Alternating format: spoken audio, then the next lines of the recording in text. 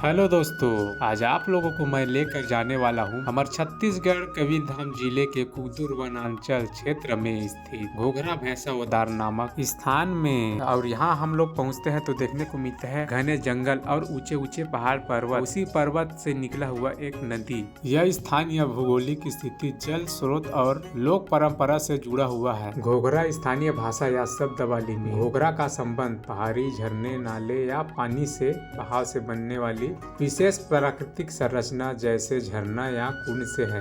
लोक कथा स्थानीय इतिहास के अनुसार इस वन क्षेत्र में जंगली भैंसे या पालतू भैंसों के विचरण या किसी पुरानी घटना का इसमें संबंध रहा है। उदार शब्द का अर्थ है छत्तीसगढ़ स्थानीय वनांचल बोलियों में प्राकृतिक गुफा, चट्टानों के नीचे की आड़ या बड़े पत्थरों के खोखले स्थान को उदार कहा जाता है, जहाँ जानवर या लोग छिप या विश्राम कर सकते हैं। और इस प्रकार पानी के स्रोत, झरने के पास भैंसा बैठने या पाए जाने का संकेत मिलता रहा है। और यहाँ का लोगों का ये भी मानना है कि यहाँ नदी में नहाने से दाज खुजली से पीड़ित लोग ठीक हो जाते हैं। यह आप लोगों के लिए एक बेहतर पिकनिक स्पॉट भी है।